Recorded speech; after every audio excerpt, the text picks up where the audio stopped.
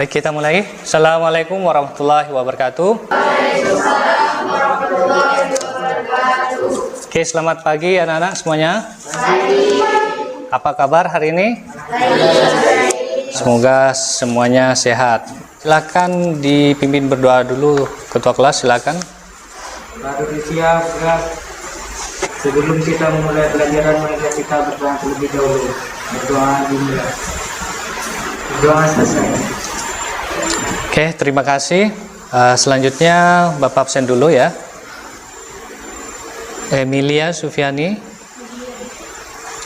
Muhammad Fardin Hazim, Ana Safana. Oke, anak-anak perhatikan coba slide-nya. Jadi di sini kita sudah memasuki pertemuan ketiga ya dari limit fungsi aljabar ya. Kemarin di pertemuan kedua kita bahas apa? Oke ya, jadi di pertemuan kedua itu kita bahas tentang sifat-sifat limit. Kemudian Bapak singgung lagi sebentar ya tentang sifat-sifat limit tersebut. Coba di sini kalian perhatikan ada soal mengerjakannya itu menggunakan sifat-sifat limit. Ini menggunakan sifat-sifat limit yaitu sifat yang ke-7, kemudian ini sifat yang ke-6, kemudian ini sifat yang ke-4 dan ini sifat yang pertama dan yang kedua ya.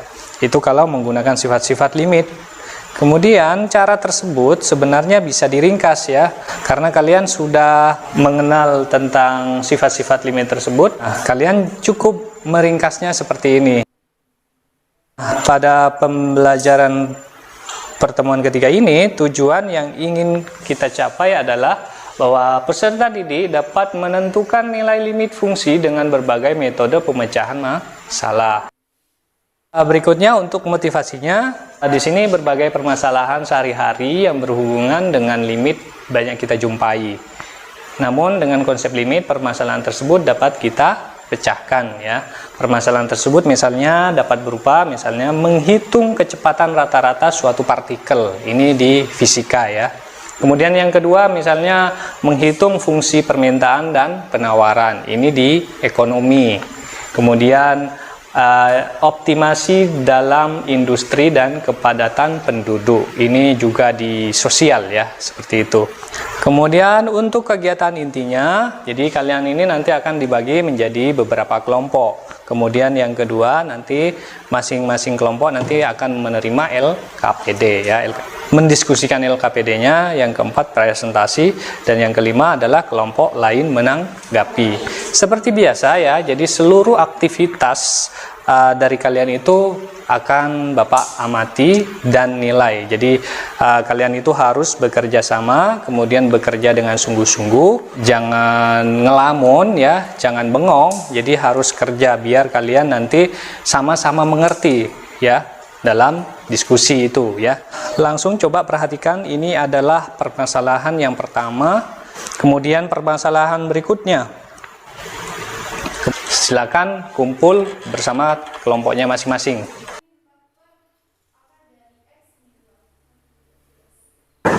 Silakan dicermati dulu permasalahannya. Kalau ada yang perlu ditanyakan, silakan ditanyakan ya. Jelas ya? Oke, kalau sudah jelas silakan dikerjakan.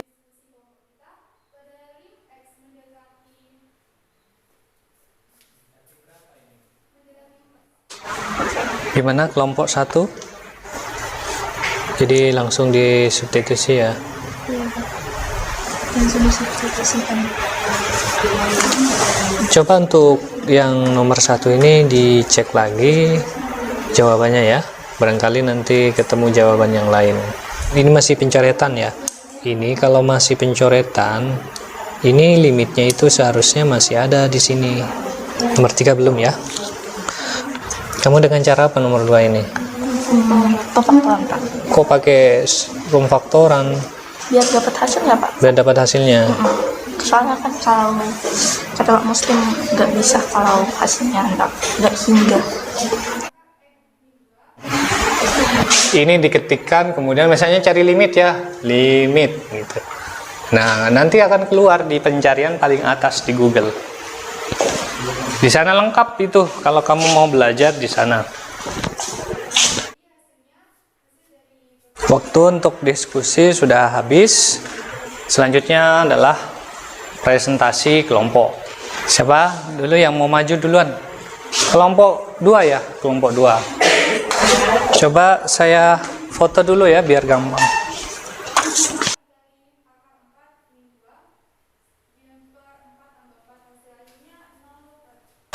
Assalamualaikum warahmatullahi wabarakatuh. Waalaikumsalam warahmatullahi wabarakatuh. Saya perwakilan dari kelompok 2. Di sini saya akan memaparkan hasil diskusi kelompok kami. Permasalahannya adalah amatilah arah terbang 2 ekor burung yang sedang menuju sangkar dari arah yang berlawanan. Di sini kita memakai substitusi langsung dengan limit X mendekati 2, di mana min X pangkat 2 ditambah 4X sama dengan S. Jadi jawabannya adalah 4. Terima kasih. Wassalamualaikum warahmatullahi wabarakatuh. Oke, silakan duduk dulu. Oke, itu presentasi dari kelompok 2 ya. Tepuk tangan dulu untuk kelompok 2. Oke, jadi tadi pemaparannya sudah cukup bagus ya yang disampaikan oleh kelompok 2. Silakan kelompok yang lain, ada yang ingin menanggapi? Kelompok 4. Saya juga tanya kenapa hasil dari min 2 pangkat 2 min 4 kenapa enggak 4? Silakan dijawab.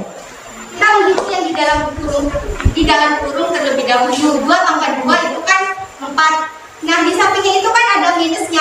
Jadi kita langsung menggabungkannya jadi minus 4. Setelah selesai difaktorisasi, nilai X dimasukkan. Tetapi sebelum itu, ketika ada bilangan yang sama dicoret terlebih dahulu agar memudahkan kita mencari jawabannya. Per X tambah 4 menghasilkan limit X mendekati 4 dikurangi 4 dikali akar. Berarti kamu hasilnya 0. Oke. Cuma kalau kita menggunakan cara yang ini, itu hasilnya akan seperti ini. Sedangkan kalau kita menggunakan akar X yang di sininya plus 2 dibagi akar X plus 2, otomatis yang di sini juga akan berubah. Jadi hasilnya berapa? Coba perhatikan semuanya dulu. Tadi kelompok 4 menjawab, Pak, kalau menggunakan substitusi langsung hasilnya 0 per 0. Sedangkan 0 per 0 itu tidak terdefinisi. Ini adalah bentuk tak tentu ya. Jadi kalau kalian sekali lagi ini dicamkan ya, kalau kalian menemukan nanti baik di limit atau dimanapun, kalau hasilnya 0 per 0 itu patut dicurigai ya. Oleh karena itu kalian harus mencari cara yang lain. Di sini teman kalian tadi sudah menyampaikan, yaitu menggunakan cara pemfaktoran. Nah, untuk yang ketiga ini juga tadi kelompok 1 ya. Kelompok 1 mengalihkan dengan sekawannya, tetapi di sini min 2. Di sini kan penyebutnya akar X min 2. Nah, sementara tadi kelompok 3 berbeda pendapat. Di sini Pak seharusnya plus 2. Yang benar yang mana? Yang plus 2. Jadi kalau kalian menemukan akar di bagian penyebut, itu harus dirasionalkan, yaitu dengan cara mengalihkan dengan sekawan ya. Dengan cara mengalihkan sekawan. Kalau di sini min 2, akar X dikurangi 2, berarti nanti sekawannya akar X plus 2. Nggak boleh sama ya, nggak boleh. Coba perhatikan di sini Bapak akan tunjukkan. Jadi ada website. Jadi website ini sangat berguna untuk kalian yang mau belajar. Jadi di sini coba kita akan selesaikan limit tadi. Limit. Tadi nomor 1 berapa? Min X pangkat 2 dikurangi, ditambah ya? Ya, ditambah apa dikurangi? Tambah 2X 4X. Kemudian kita kasih koma di sini. X sama dengan X-nya mendekati berapa tadi? 2. Nah, sekarang kita enter atau sama dengan.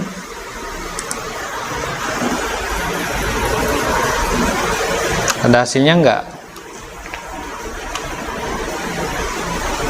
Ini hasilnya 4. Tadi berapa hasilnya? 4. Gampang kan kalau pakai aplikasi ini. Jadi ini aplikasi namanya Wolfram Alpha.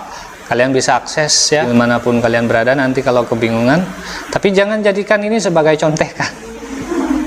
Jadikan bahan untuk belajar ya. Kalau kalian misalnya sudah menghitung secara manual, kalau kamu mau mengecek apa jawabannya udah betul apa enggak, kamu bisa langsung menggunakan cara ini. Ini sudah jelas. Selanjutnya kesimpulan, siapa yang akan menyimpulkan di sini?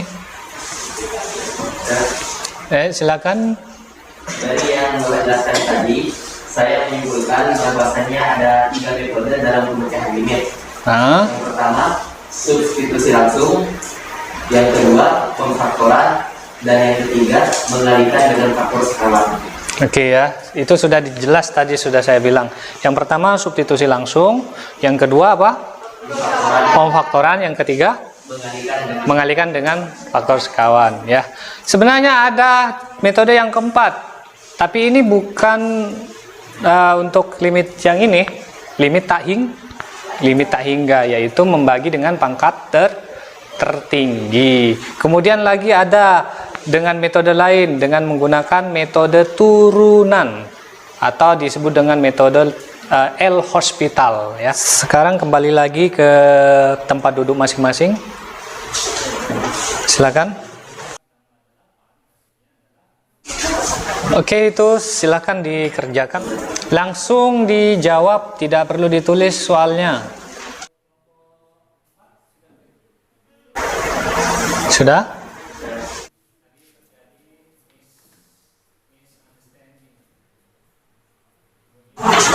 Baik, itu tadi kuisnya ya. Semoga hasilnya bagus-bagus semua. Oke, bagaimana pembelajaran hari ini anak-anak?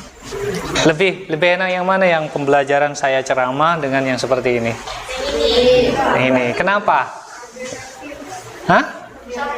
Lebih efektif ya. Jadi kerja kelompok, bareng kelompok. Jadi meskipun nggak bisa, nanti teman kelompoknya bisa membantu.